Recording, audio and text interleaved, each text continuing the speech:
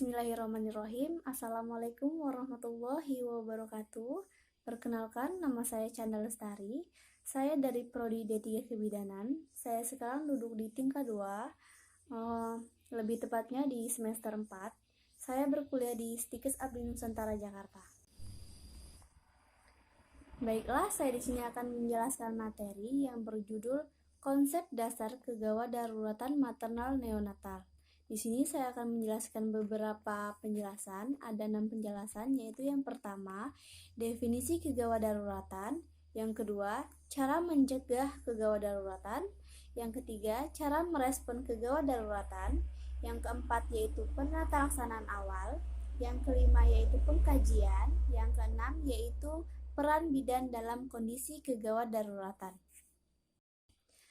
Baiklah, langsung saja kepada topik yang pertama, yaitu definisi kegawadaruratan maternal neonatal. Nah, di sini kegawadaruratan adalah kejadian yang tidak dapat diduga atau yang sering terjadi secara tiba-tiba, merupakan kejadian yang berbahaya menurut Darlon pada tahun 2011.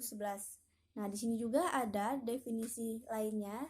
Kegawadaruratan adalah sebagai situasi sering dan kadang kala bahaya yang terjadi secara tiba-tiba dan tidak diduga dan membutuhkan tindakan secara cepat guna menyelamatkan jiwa atau nyawa. Menurut Campbell pada tahun 2000.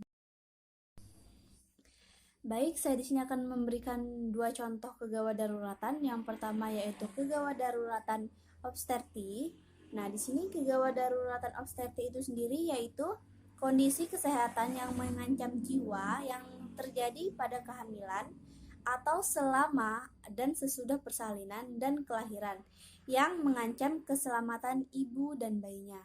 Yang kedua yaitu kegawadaruratan neonatal adalah situasi yang membutuhkan evaluasi dan manajemen yang tepat pada bayi baru lahir yang kritis. Nah, bayi baru lahir ini kurang dari 28 hari, serta membutuhkan pengetahuan yang dalam mengenali perubahan psikologis dan kondisi patologis yang mengancam jiwa yang bisa saja timbul sewaktu-waktu. Baik, dari beberapa penjelasan yang saya sudah jelaskan di awal, di sini saya mengambil kesimpulan bahwa kegawadaruratan itu suatu kejadian yang serius yang harus mendapatkan pertolongan segera. Apabila terlambat atau terlantar akan berakibatkan buruk, baik memburuknya penyakit atau sampai kematian. Lanjut ke topik yang kedua, yaitu cara mencegah kegawadaruratan maternal secara tepat. Yaitu di sini cara mencegahnya yaitu dengan cara melakukan perencanaan dengan baik, mengikuti panduan dengan baik, dan pemantauan terus-menerus terhadap ibu dan klien.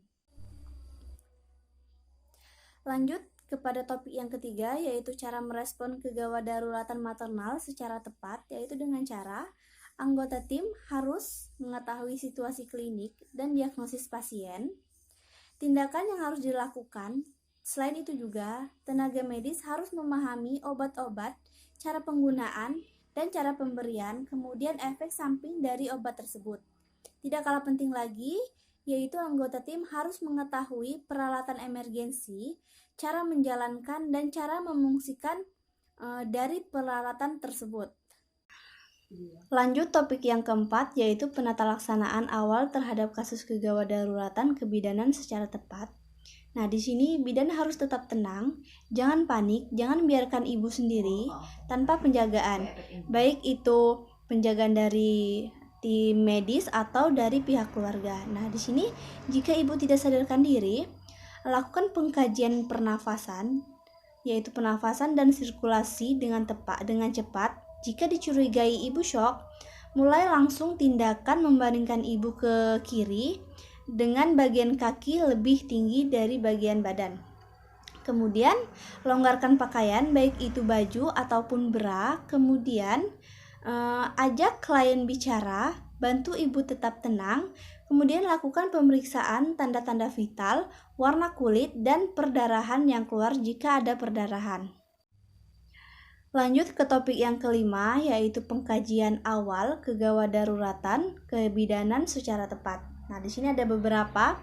Yang A yaitu jalan nafas dan pernafasan. Perhatikan adanya sianosis dan gawat nafas. Lakukan pemeriksaan pada kulit, apakah ada pucat. Lakukan pemeriksaan pada paru, apakah ada wheezing, dan sirkulasi tanda-tanda shock. Yang B yaitu perdarahan per vagina. Nah, di sini bidan harus menanyakan apakah ibu sedang hamil, kemudian usia kehamilannya, kemudian riwayat kehamilan sebelumnya dan sekarang, lalu bagaimana kelahiran plasenta, kemudian kaji kondisi vulva, uterus, dan kondisi kandung kemih. Kemudian poin C yaitu klien tidak sadar atau kejang. Tanyakan kepada pihak keluarga apakah ibu sedang hamil saat ini. Kemudian segera lakukan pemeriksaan tekanan darah dan temperatur. Yang poin ke D yaitu demam yang berbahaya. Tanyakan kepada ibu apakah ibu merasa lemah, letargis, sering nyeri saat berkemih. Lalu kemudian periksa temperatur, tingkat kesadaran, kaku kaduk, paru jika ada pernafasan dangkal, abdomen jika terasa tegang, vulva jika ditakutkan ada pengeluaran cairan, kemudian apakah payudara bengkak atau tidak. Yang E yaitu nyeri abdomen. Nah, di sini tanyakan kepada ibu apakah sedang hamil atau tidak. Kemudian segera lakukan pemeriksaan tekanan darah, temperatur, uterus untuk mengetahui status kehamilan dan kemudian nadi. Kemudian poin F yaitu perhatikan tanda-tanda vital jika ada pengeluaran darah, jika ada kontraksi uterus, pucat, lemah, sakit kepala, pandangan kabur, pecah ketuban, demam, dan gawat nafas. Kemudian topik ke-6 yaitu peran bidan pada kegawadaruratan, yaitu ada beberapa hal di sini. Yang pertama yaitu melakukan pengenalan segera kondisi kegawadaruratan. Yang kedua yaitu stabilisasi klien dengan oksigen, terapi cairan, dan medikamentosa. Di sini ada beberapa cara, yaitu yang bagian A yaitu menjamin kelancaran cairan infus, memperbaiki fungsi sistem reparasi dan sirkulasi. Yang poin B yaitu menghentikan perdarahan. Yang poin C yaitu mengganti cairan tubuh yang hilang dengan cara memasang infus. Yang poin D yaitu mengatasi nyeri dan kegelisahan. Yang ketiga yaitu di tempat kerja harus menyiapkan sarana dan prasarana di kamar bersalin. Ada beberapa juga yaitu yang poin A yaitu menyiapkan radian mermer atau lampu penghangat untuk mencegah kehilangan nafas pada bayi.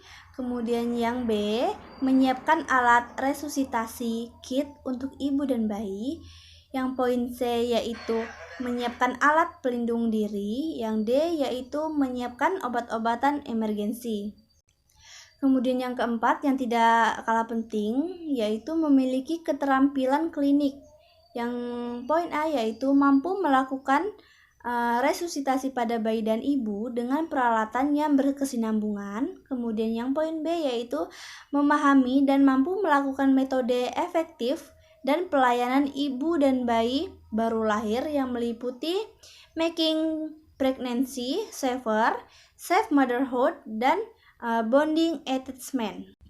Baiklah, dari materi konsep dasar kegawadaruratan yang sudah saya jelaskan tadi, saya rasa cukup. Jika ada kesalahan, saya mohon maaf. Kepada Allah saya mohon ampun. Kemudian di sini saya memiliki soal. Soalnya yaitu Nyonya M P5A0 telah bersalin 2 jam yang lalu. Saat dilakukan observasi, Nyonya M mengeluh pusing dan keluar perdarahan banyak dari kemaluan. Apa yang harus bidan lakukan?